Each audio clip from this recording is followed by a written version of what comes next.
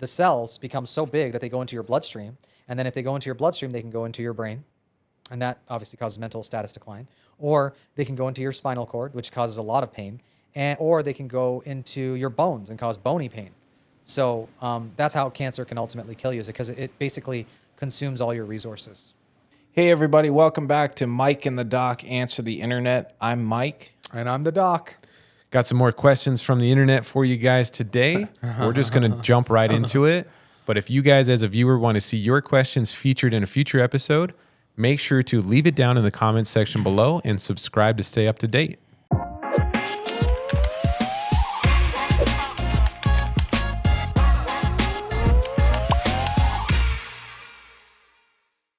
All right, Doc, we're going to start with you today. Uh-oh. All right, here we go. Are placebos necessary when testing the effectiveness of new drugs? Yes. Well, that's a resounding yes. So a placebo, for those who don't understand, if I want to see if you have high blood pressure and I want to try out a drug, I have, let's just 100 patients, 50 patients with high blood pressure will get the drug and 50 patients without. 50 patients will get the drug and 50 patients will get like a pill, but that is not the drug. Okay? So that's the placebo. Yeah. There's also this thing, sorry, I know these are quick answer questions, but there's I used to think placebo is just the patient. It's just like, oh yeah, they're just psyching themselves out. Actually, placebo is awesome. Like I used to think of it as, oh my God, that patient is simple. And they just believe whatever the doc tells them. But when I deep dive into placebo, placebo is your body is making it work. That's what I like about placebo. It's like that is literally you are tapping into something that has not been explained by medical science, and you're actually making it work. So if I give you a pill that is not a blood pressure medication and you take it and all of a sudden your blood pressure goes lower, that's the placebo effect. Wow. You've done something somehow that makes your blood pressure go lower. I agree with that. I always subscribe to that. Like, you see what panic attacks can do to you and anxiety can do to you. That's all in your mind. So imagine harnessing that power for the opposite, making a good thing out of it. And I think that's what a placebo effect is. I think it's very beneficial. And people talk about people are like, oh, mind over matter, that's not a thing. It is a thing. Mm-hmm. You just fasted. Right. Mind over matter. You could have gone 15 hours if your brain was occupied by business stuff. You could have gone 16 hours if you had 4 hours of crazy work for Conley Care, Healthcare and Hospice. You would have done that. 4 hours would have went by, and you would have been like, oh yeah, I guess I got to eat. Right. Mind over matter all day long. If I could just understand mind over matter, that's it. That's the secret. Controlling the mind. Mind over matter, man. All right, Mike. Moving on to you. How do you attract and retain skilled caregivers in an industry often dealing with burnout and high turnover? Got to treat them well. Treat them well, and even above that, pay them well. And what does treating them well look like to you? Well, we do certain things like we're always giving somebody a birthday card on their birthday. We don't forget the birthdays of the staff. Just telling them they're doing a good job. Sometimes we'll get compliments from the patient in the office, so we always want to immediately let the caregiver know, hey, we got a great compliment. You're doing a great job. We think you're awesome, and just pump them up.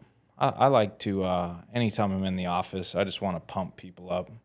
Nothing real negative. I think it's all about positivity and making people feel good about where they work. Nice, giving people that positive affirmations and reinforcements to keep them going. Big time. We were just talking about this. That's how you I'll work for Mike forever. Oh, And that's good. I'm glad we signed the contract. We have it on video now. No, we really enjoy having the doc. Yeah, all the doctors. They It's not very common. It's not very common that people in positions like you and I get together and do a podcast. just want to have fun. Yeah. And every time I come, I have a blast. Yeah, I we do, leave- Trevor. We love it. I leave lighter. I kind of walk on air the rest of the day. And This almost serves as your guys' therapy. Big time. Yeah, just to come in and release and talk everything out. And honestly, like, I look for it, right? Like, I look for it. I look for like, I watch the whole video, and then I look for the shorts, like, every morning. That's great. And I think my kids and certainly my wife is definitely, like, looking for the short every morning. So Even your kid leaving that comment the other day, best video Oh ever. yeah, oh yeah. He's like, I love like him. That was great. silent supporter. Thank you, Abe. You're a good boy. I agree, Abe. All right, Ali. Yeah. What is the hardest part about being a doctor that most people will never see? Part of being a doctor no one will understand is that there are some patients that you see, and we got into this for a reason, and you might not get paid, right? And that is what it is, and that's fine because we all made a decision a long time ago. But you can see patients and then they can sue you, right? So not only can you not get paid, you can also be sued for much more, right? And then I'll just go into one more thing. You can see a patient. I'll contrast it with like a mechanic. What if you went to a mechanic and you said, "Hey, my radiator's shot. I need to fix my radiator." Okay, and the standard for fixing your radiator was $100. The insurance company, if the insurance company paid for that, could say, "Well, yeah, that's what we're paying you, $100, but we're going to pay you $30. That's what happens in medicine. And the other thing is when you replace the radiator, if you're a mechanic or a doctor in this case, when you replace the radiator, if I don't like the way, if I can not pay you to replace my radiator, so you replace the radiator, but I don't pay you, and then if you don't do it the way that I like it, I can sue you for more than $100, for like 10 times that. All right, Mike, you're up next. How do you ensure your staff maintains high standards of care when they're working independently in patients' homes? We do a lot of auditing. Actually, we're audited a lot. We have a Medicare accrediting body that comes out every 3 years and recertifies us for Medicare certification, which allows us to bill Medicare, gives us our Medicare billing number. We also have state standards that we have to stay up to snuff on. And so the clinical administrative team is constantly auditing the staff, doing continuing education. Nurses are required to have X amount of continuing education every year, as well as all the therapy staff. So as the doc would know, the world of medicine is constantly required to educate themselves, and also every organization has very high standards that they have to meet in order to be an organization. Oh, okay. Interesting. So it's almost like a need. It's a must. It's a must, yeah. Otherwise you fold. You can't. Yeah. You have to meet the standard. All right, Doc. How does cancer actually kill you? Oh, great question. Cancer is one of those things that it's really interesting. Cancer kills you by, basically it's one of your cells. So our cells constantly divide. And so, for example, let's just say I just scratched my nose, right? So when I scratched my nose, there was a bunch of skin cells that died, right? And so what happens is we're going to make new skin cells. And when you constantly have cellular turnover, the cellular turnover will hopefully replicate these skin cells I just scratched here. If they, when they die and I have new cells, so new skin cells, those hopefully come back as normal skin cells. But in the process of millions of these cellular turnover, if it mutates, then you'll get a cancerous cell. So a cancer cell, what it does is it doesn't follow any of the rules. It like sucks up all your resources. That's why cancer patients are so skinny. And it will grow, and there's no governor on it. So a skin cell will grow to a certain size, and then it'll stop just because it's too big or it's big enough. But a cancer cell will not stop. It'll keep growing. It'll keep using more and more resources. And the cancers are smart, but they're also dumb, because the cancers will use so many resources at the expense of the host. The tricky part of cancer is because the cells look so much like our cells, all of our treatments, not all, there are some like monoclonal antibody mediated, but basically all of our treatments for cancer target a kind of cell, but that same cell looks like our own cells. So if I try and hit a cancer, say on my arm, right? I try and hit a cancer on my arm here, then basically there's going to be a lot of collateral damage, because I'm also killing all the other normal cells that are there. Does that make sense? Very much so. Okay, good. So it's just because all the treatment plans target our own cells, and that's what ultimately kills us. We're getting better at, like, you can actually send out, like, you can give a patient a medication that marks the cancer cells, and then you can send out like killer cells that will look for that marker and then kill those cells specifically. So we're getting smarter at it. But yeah, basically cancer is really hard to treat because those cells are basically look like our cells. And the chemotherapy doesn't know the difference. So if a patient gets cancer and doesn't go on chemotherapy, how would the cancer kill them at that time? Great question. So if you had, for example, it depends what the cancer is. So like, for example, if you had a cancer, let's talk about the most common kind of cancer. There's prostate, lung, and breast, right? So let's talk about lung cancer. Okay, you smoke a bunch of cigarettes, and your lung cells should, when they get damaged, because they get damaged every day just by breathing, they get damaged, and then they die, and then you make new lung cells, right? And then in the process of that, an old cell dying and a new cell being made, there could be a mutation.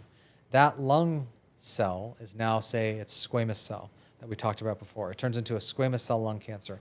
That squamous cell lung cancer will now proliferate, right? So it's going to take all of your resources and grow, okay? And when it grows, if it's in your lung and it blocks up your airway, well, then you die from that. If you have cancer in your breast, for example, that will get to be really big, and it might clog blood flow to the breast, which would make your breast die. The other thing that's really terrible with breast or lung is the cells become so big that they go into your bloodstream, and then if they go into your bloodstream, they can go into your brain, and that obviously causes mental status decline, or they can go into your spinal cord, which causes a lot of pain, or they can go into your bones and cause bony pain. So that's how cancer can ultimately kill you, is because it basically consumes all your resources. All right, Mike, how do you navigate situations where family members and patients may have conflicting wishes for care? Well, we definitely want to listen to both sides. And when it comes to hospice, this is a great question, because this does come up, because everybody wants to save their loved one. They don't want them to pass on. So you run into, and I'm sure the doc has ran into this, but you run into the family wanting to save, wanting to do everything they can so the patient doesn't pass on. And what I've found to work in that situation is just asking, what did the patient want before they couldn't make the decisions for themselves. And we have numerous pieces of paperwork where the patient has to sign and say what they would like to be done. Or if they're not able to sign, they have somebody assigned that can sign for them. So when there's conflicting things, I always like to interview both sides and then try to meet in the middle, kind of make both sides happy. And that seems to keep everybody on the same page. Yeah, it's you'd asked me before, Trevor, about things that I don't like or that I wouldn't be able to anticipate or people wouldn't understand. If you have a patient, say with lung cancer, who has made their wishes very clear, I do not want a tube down my throat. I don't want a breathing tube. I don't want to be on a mechanical lung. And then you have a family member come in and say, oh yeah, well because now the patient can't speak for themselves. One of my pet peeves is when the patient's family is not ready, but the patient is, right? The patient is our customer, right? Not the patient's family, right? I mean, we got to play the line, of course, but that's one of the things that kind of irks me. How do you personally navigate the balance between patient care and the business side of medicine? How do you keep the patient and the hospital, the accountants happy? Yeah, great question. I used to be very anti-admin,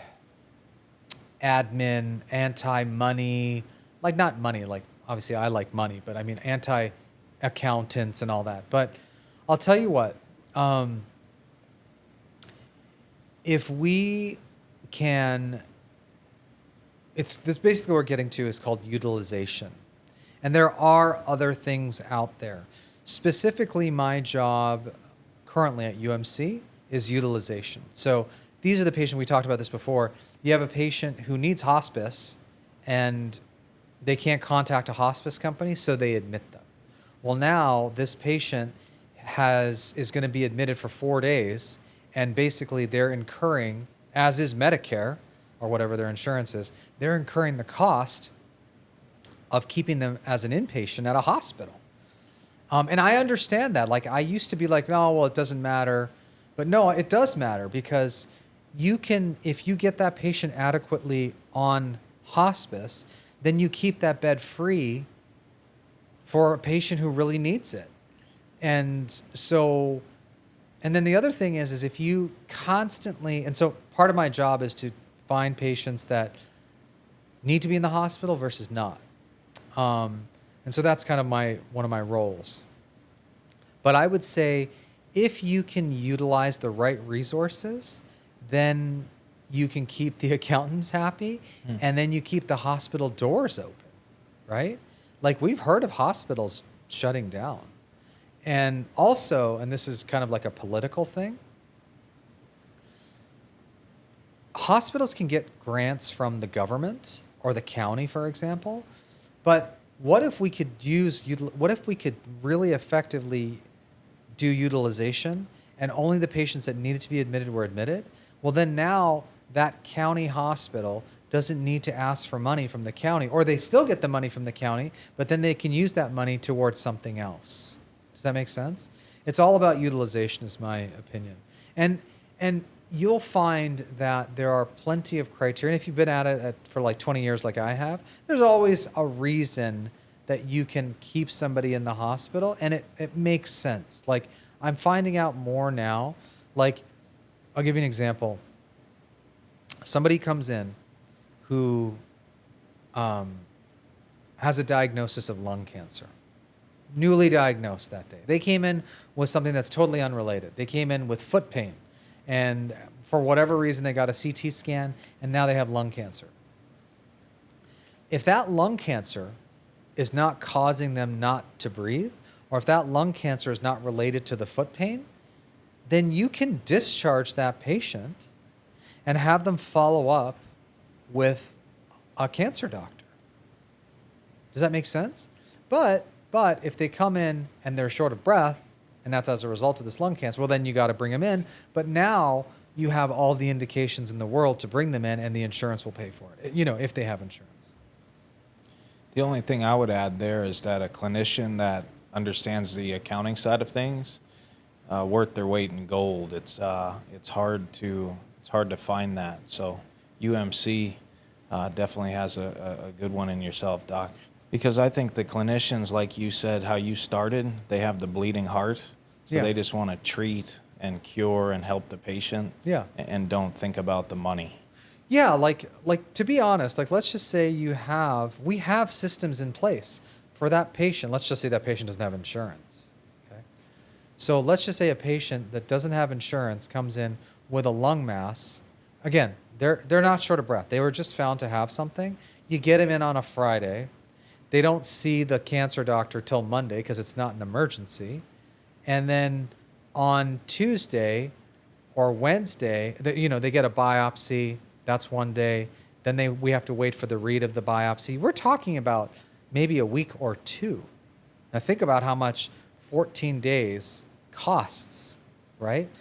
If you can take that same patient, and I'm not saying this exists everywhere, you can take that same patient and you refer them to an indigent clinic where they can see an oncologist who can order the appropriate tests while using all the mechanisms to get Medicaid or whatever. Very good. Yeah, it's been very educational. It's interesting. That's a lot to take in, actually. Yeah. All right, Mike, to close out the episode, as a CEO, what keeps you up at night when you think about the future of this industry? Well, I think, like we kind of discussed with the doc and I, is just more clinicians. We always need more good home health nurses, which are not easy to come by. Just like the community is a little strapped on doctors. So I'm hoping more people go into the fields of medicine, so then we can help that shortage of clinicians. That, and I'll always be wondering where's our next referrals coming from.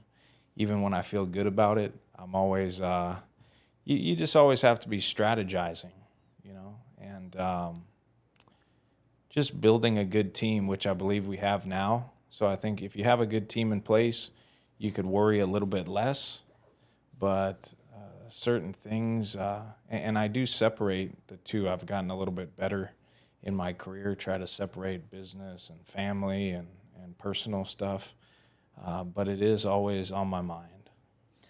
I think you do it, dude. I think the answer is probably everything. That's what keeps you up about the business, but you don't let it envelop your life. You're not losing your passion for it. So I want to make a real big distinction here. Just because you don't let it affect your life doesn't mean you're not passionate about it, right? So you shouldn't develop an ulcer in your stomach and you shouldn't become obese and get a heart attack. Just because you don't have that doesn't mean you don't care for the business. Yeah, I think another thing, like what you're getting at, is we strategic think now. Mm-hmm. I think you and I are both at that strategic level of thinking versus, I call it grunt work, right? Yeah. Just kind of busy work all the time, because that's what I used to do. Me too. And I did it as long as I could until, like you said, your blood pressure is going to go through the roof. So then once you have the team in place or the systems like you've talked about, then you can kind of step back and strategically think on how to grow the business. I was actually working in ER, and I want to tell you, I used this statement that you said. You said that if I am well rested, then I can take care of my health. I can be a father at a higher level, and I can be a hospice physician at a higher level than I could if I was just doing grunt work, getting stressed. Yeah. It's really interesting. I don't know how many episodes back you said it, yeah, but I just reiterated it to somebody in the ER where I work. Very nice. Yeah, I'm like quoting you. You have to hold those boundaries, because you'll easily slip back into grunt work. Excellent. All right, guys. Well, that wraps up today's episode. Any final thoughts? Try and keep your health in a good place so that you can keep your health in a good place, keep your mind in a good mindset so that you can be a father at the highest level possible, so that you can be a physician at the highest level possible, so that you can be a CEO at the highest level possible. Don't sweat the small stuff, and you'll be just fine. Yeah, and always grateful to our fans for tuning in. And Doc, always grateful to have you by my side here. I learn a lot. And today was definitely a home run type of. Trevor, great job with the topic. Oh, thank you. All right, guys. Well, thanks for tuning in. If you guys have any questions that you want to see answered on the show and you'll be featured in the next episode, leave it in the comment section down below. And don't forget to subscribe to stay up to date. We'll catch you guys next time.